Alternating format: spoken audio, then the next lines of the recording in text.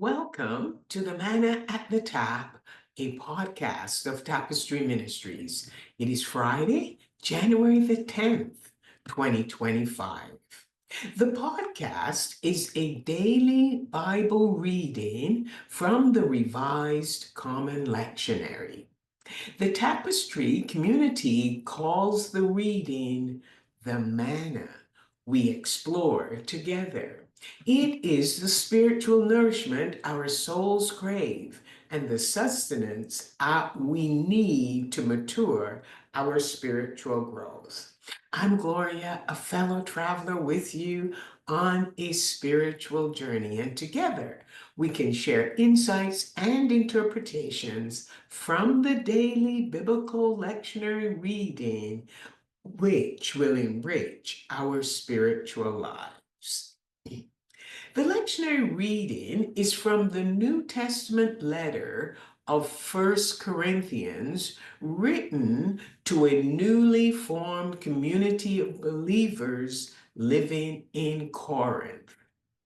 Ancient Corinth was one of the largest cities in Greece, and the Apostle Paul first visited there after leaving Athens, Greece. When he first arrived, he tried to connect with the Jewish community, but they rejected his preaching style. So he decided instead to communicate with the Gentile communities. He stayed in Corinth for about 18 months, establishing a faith community of Gentile believers from diverse segments of the population. However, they were suspicious of the legitimacy of Paul's apostleship and his integrity. And Paul was never sure where he stood with them. Now, with that context in mind, let us look at today's lectionary text, 1 Corinthians chapter 2, verses 1 to 10. As he opens the chapter, he makes it clear that when he shared the truth about God with them, he did not use fancy words or great wisdom. He decided to only speak about Jesus Christ and his death on the cross. The community was divided into fractions, each claiming allegiance to a particular leader, and those with elitist attitudes thinking of themselves as superior. Paul asked the community to end the divisions and be united with the same mind and purpose. The first elitist attitude Paul addressed involved wisdom. This fraction of the community saw themselves as having the ability to express their highly exalted knowledge above the rest of the community. Paul had a solution for them. He suggested they not rely on their own expertise using wise and persuasive words. Instead, they needed to rely on the wisdom of the cross. You see, the cross has power because God accomplished much through Jesus' death and resurrection. The community's faith was in God's power, not in human wisdom. Of course, this didn't make sense by the world's standard of wisdom. It seemed foolish and weak. Paul presented God's plan of salvation to the community.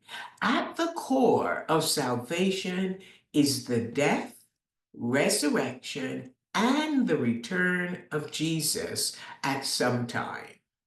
This was God's divine plan that he established before the world began.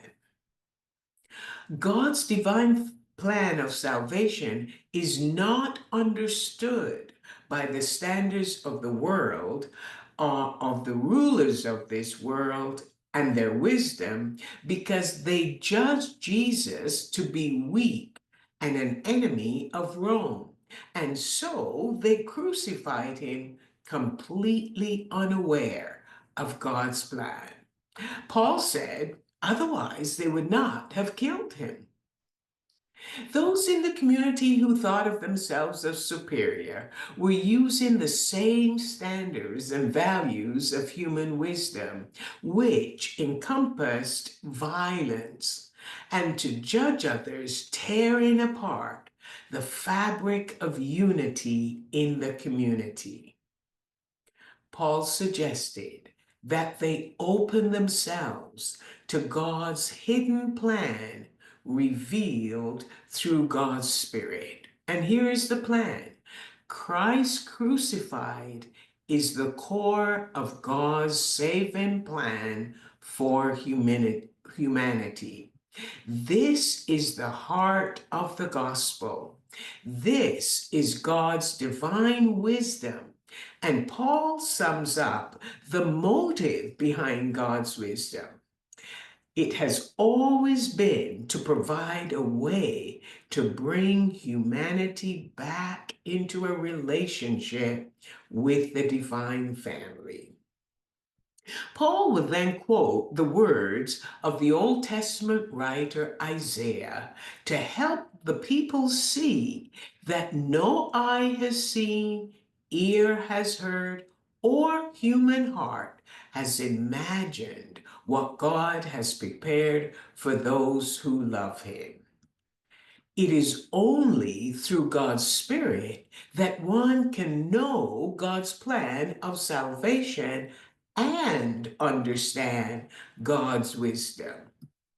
You see, God's Spirit knows all things, even the deep secrets of God.